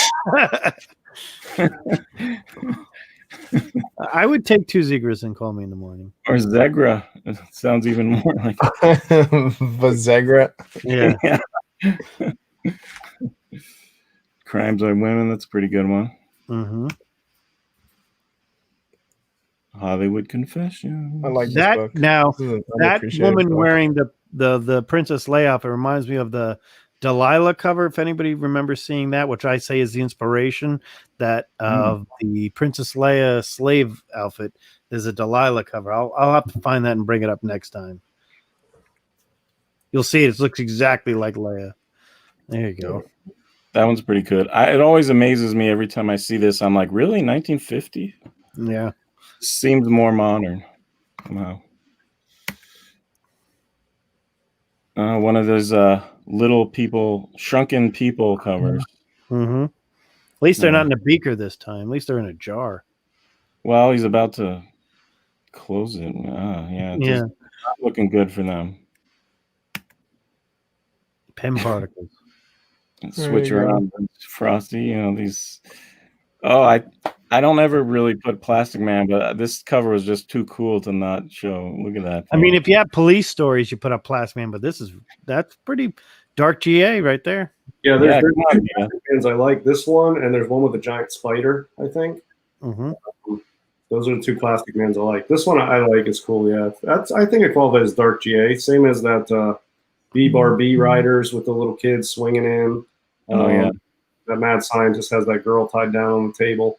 Yeah, it's got a humor element, but it's definitely dark. Yep. Oh, Yep, that's what they're doing. what are they doing now? Triple No. jumping. Keep on. If they had sacks on them, they'd be, potato sack races. Black Cat Mystery, yeah. Kirby. Some of the Kirby Black Simon Mat Kirby? I'm a big fan of. Simon and Kirby, maybe. Yep. Hey, it's a war book. War Yeah. of Harm. And LB Cole. Gotta love Blue Bolt. Yeah, that's a good one. Blue Bolt's one of his best runs. Yeah, I think that's a Korean War story. Yeah, we're in 51, right? 52. 52. Okay. Speaking of, yeah. Yeah. I don't recall seeing too many Captain Marvel And war. What's his really- name? The Vicious Red what? Red Crusher. Red Crusher. Okay. Okay. The Vicious. I like this one. It's pretty cool. Oh, I A lot of skulls there. They're going trick or treating. That- One of the population of Avon one shots. I was gonna say, isn't this a one shot from Avon? Yeah. I wonder Avon. who did that. If we could find out who did this cover, because Avon hired a lot of the big names, Wally Wood and Matt Baker, to do a lot of books for Avon. A lot of them are uncredited, and I always wonder that. Yeah, I can't remember who does this one. It might be uncredited. I'll look it up while we go through. Great.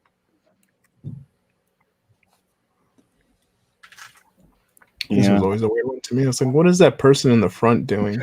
I I know. don't understand what's happening with this. I never understand this cover. Yeah, right? Like, Bizarre. what? AC Hollingsworth did that. Well, AC Hollingsworth. Okay, good name.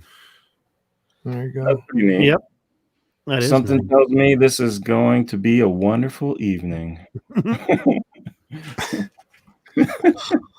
Date night, man. That's Good date or night. not. Hey, when you don't have kids, that's what you look like when you wake up.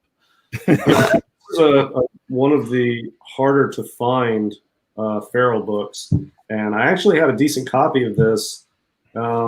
And when I went to sell it, there was no interest. I was like, man, this is a rare one I got. This will sell good. No interest at all. I totally didn't get it. Eventually it sold, but it didn't. I thought it would be picked up quick, and it wasn't. But yeah, really a cool cover, not one you ever see. Another weird Kirby. Your dreams. Yep, Terrors of the Jungle, Mario Be Cool. Octopus Underwater. Yeah, Yeah. that's one of the tougher ones of that run too. Yep. I was gonna say of that run, that's the one I've seen people the highest price Like on. to own like a nice high grade of that, like high grade, like a 7.0 of that, and then like a comparably good copy of the Frazetta Famous Funnies with the octopus side by Oh side. yeah, that'd be cool. I think it's like 15 or something. True War, number 4, 1952 here. This reminds me of the Black Cat, some of those like explosionist covers. I don't know. Well, it's probably the same artist. Yeah, it could Same, be. yeah, Live same- feature usually in a circle. I don't see the circle. Oh yeah, that's the circle on the bottom. the green circle on the bottom of the What signature. is that? Is Lee Elias? Yeah. Nice. Yeah, I'm learning. These Frogmen. I don't know if this is a different title than The Frogmen or This is the Avon. There were a couple issues of Undersea Commandos, I believe. With paratroopers. Another Avon. Mhm. Yeah. Wait a There minute. you go. Okay. Which I is like that that- one. On our PCH discussion, this was one of mine I was going to throw up as underappreciated. It's nice. It is. The artist is Kelly Freeze, and he mostly did pulp art. He did very, very little comic book art. Essentially this. But yeah, it's Kelly Freeze. It's just really, really cool. I love this book. I threw the Saunders up for the pulp, but this was my backup. Yeah, that's a good one there. Lizard, geckos. Slee stacks. This title, the Harveys are good if you guys next time you're at a con or people in chat, whoever, if you see any dealers who have high grade Harvey books like Black Cat or Tomb of Terror or Chamber of Chills, just look at the high grade copies of those. The colors are so rich. They did not spare any expense when it came to inks. Harvey, I think, because the colors in hand on a high grade Harvey like this are like, it's almost mind blowing how colorful it is to be that old. That's what I like about these books. But otherwise, it's decent. Mm-hmm. Some look kind of horrifying. It's a good Frankenstein book, yeah. For you. Lobotomy or something going on there. And Chucky at the bottom too. And he's eating is he eating human bone, human meat right there? Wouldn't you? Mm. I mean, I didn't think Frankenstein had to eat. Might as well. Maybe he did. I don't know. He smoked a cigar and Child. Young Frankenstein, yeah. Planet. I like that guy at the bottom. He looks pretty cool. Some good animation there. I mean, imagination with these costumes in these books. Yep. That's got to be cool. Yeah, I have the elephant cover of one of these. These are good. They're pretty. You could find them. That's a cool one. There you go. Yeah. I like that. It's a shrunken person, but also skull. Yeah, Got her skull. That's Phantoma in the test tube. and that's another Ajax Farrell. When we wait for DS to come back, that picture you have is a lot better than the books I've seen of that cover. A lot of those books I don't see the purple as striking, and it actually if you hold it in hands, I heard that the eyes itself, the blue eye that you see, shines through pretty cool. You know, it's a pretty cool book. We were talking to Teddy from Super World, and he brought up that was one of his favorite of all the horror genre. Is he back yet? It's not back. Come on, I will dude. show it to him again. All right. Oh yeah, I like this book. Love it. Mhm. It's later Tales from the Crypt. What are the last of the code? Hey, we had a cool Ajax Farrell. Show that other one. This is not the pearl he was looking for. Yeah, I had to step away for a minute. Jack Davis, I think. Yeah, Jack Davis did most of the Tales after 31. This book here, I was telling him that if you have it in hand, I was talking to, the purple background is usually not as bright as that, but it looks great. But the eye pops out so much more when you hold it than you'd see. It's a tough book to find in a high grade, and it's an Ajax Farrell. So yeah, I've never owned it. Yeah, all these Golden Age books, man. And when you even if you're familiar with the book and then you finally hold one for the first time, it's still a new experience, even if you're familiar with the book. Golden Age books are just totally different to hold. They're just larger than life, and it's amazing to see the colors and the art from so long ago. It's just so cool. Sometimes, though, you know, I've actually had the opposite happen, and I feel like it was, I can't remember the name of the publisher. It's not Nidor, but it was another one that Schomburg did a lot for. And just the way the cover was printed, it just almost felt like a photocopy or something. It was just Standard. Well, That was it might- out of focus? yeah. Well, That's just standard. so Standard. blurry and Standard not publishing was a lot of out of focus. the blacks weren't very Yeah. strong. And I don't know. I was just like A lot of impressed. with Maybe a Green some of Lantern, some Green Lantern stuff that's not the best. yeah, some of those covers, remember, Green Hornet.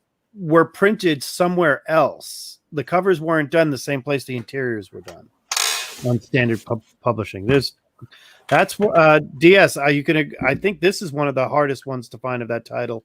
I think this is the hardest one to find of the title. This and the Octopus one Yeah, are the two, but it's these books.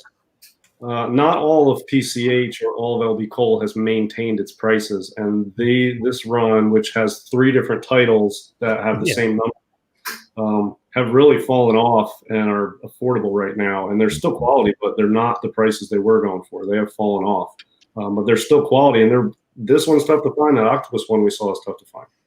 I when I was going through the Terrors of the Jungle, when I was doing that, this was one of the ones I said I've only seen a few there, and someone says, yeah, of all the Terrors of the Jungles, they kept saying this is the hardest one to find.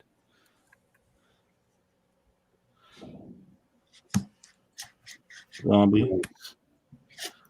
Before Baffling. Cap was found in ice, Thor was found in ice. Yep, Yeah. Baffling is flying up the charts as a cool title. Yeah, Ace Publications had some good stuff. Yeah. Good stuff. This was a cool cover to me. Yeah. It's pretty wild. Black Cobra. I don't know. Isn't Never that seen any one of these. the same company that did the Vuda that you picked up? Ajax Farrell. Mm, Oh, No. Vuda is Ajax. Yeah, it's Ajax. yeah, Ajax, yeah. Here's a non Movie. taker, I don't think. No. It's like the reboot of Phantom Lady. This doesn't Yeah. get as much love as I think it should, but it's not Really? Baker enough at this point. No. Satan's Seal. They got a lab setup. I always like lab setups on comic books. Yeah. Yeah, it's cool. I don't think these are very easy books. Yeah. No, that's the late issue or not a lot of prints, so I thought that looked cool. One of the worst PCH books ever, right there. It's a PCH. Oh, It's not. I've seen this title and I've seen this book, and I'll see it listed for $40 and nobody even buys it. yeah. Wow. Nobody wants it. Another purple. It's the last Vault of issue. Horror, yeah. Is that the last issue? I think so. The Vampire issue. I think number 40 is the last issue. 1954. Yeah, I bet a main spot copy of that would look stunning. Boom. It's another one. Yeah. That guy. Your front. Elias, or was that what you're saying? Or Jack Davis. Is that Lee Elias? It's Lee Elias. You can see under the tire, there's the yellow circle with the signature. I see a Good circle point. there. I always think Lee Elias, Jack Davis, or what's his name? The other EC. Great explosions there. Yeah, I think Johnny Craig did that too, right? Johnny Craig's the other one, yeah. He did a lot of the weird science fiction ones. Yeah. Bert? Yep. I'm Flying to Gondor. That would have been cool if like Frazetta did it, but yeah. Yeah. It didn't happen. Well, that's it. Well, That there was we this go. week. There you go. Well, anybody, first, before we get into the plugging, I want to thank everybody for joining us tonight, and we'll be back again next week. But does anybody have anything to plug before I go to Guru? Because I want him to plug his thing. I'm good right now. I have. I don't really have anything to plug, but I have. I've got 2 packages at CGC, which I'm pretty excited for. It's not the biggest submissions in the world, but I've got a couple high grade GI Joe 1s. I've got ASM 300 high grade. I've got 4 copies of New Mutants 98 high grade. All of these sort of like Copper Age stuff that's selling really well. I've got a high grade Tomb of Dracula 1, high grade like VF range. That's high grade. You already I gotta find out press they mine. were graded. I have. They're just both packages are marked as received, so I don't know what they are. I'm gonna look when I get the grades online. I can't hold out. I can't do it anymore. I tried, but I just can't. Yeah, I mean, Yeah. I'm not going to plug it, but I watched Guru's video today. He can talk about it. Great stuff, man. You need to check that out. That's all I got. check that out. All right. Thanks, All man. right, Jeff. Go ahead. Yeah, like DS was just saying, I just put out a YouTube video on my channel, Golden Age Guru. I'm actually going to do a claim sale on Instagram as well on the 15th. Like DS, actually, my birthday is on the 15th in October as well. So stay tuned for that on IG. I'll put out some promotional little clips and vids, and it's going to go on for a while. I have a new original Under Golden Age collection. I kind of want to sell a bunch of pieces from there and unveil for the first time. And then obviously there'll be a lot of bronze, copper as well. But yeah, keep in touch. Check it out if you guys have some How many time. books October are 15th. going to be up there? How many books? Yeah. He's Man. got for days. Yeah, I do. I mean, it's just going to go by hours. It's not going to go by books. So however many books I can get through in maybe an 8-hour day, and maybe I'll do another one the next day. We'll see. You're gonna need I like that when you stand during yours because I've done a lot of these. I did a few of these where it's like 4 hours, and I've sat and hunched, and I swear to you, my back just goes halfway, and that's what usually ends when I'm done because I can't move, you know.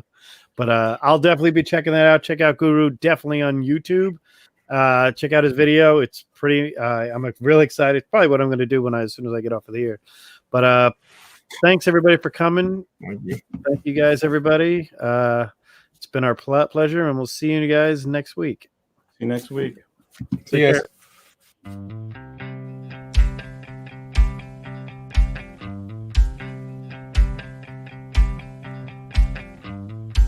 Thank you for being a friend. Travel down the road and back again. Your heart is true. You're a pal and a confidant.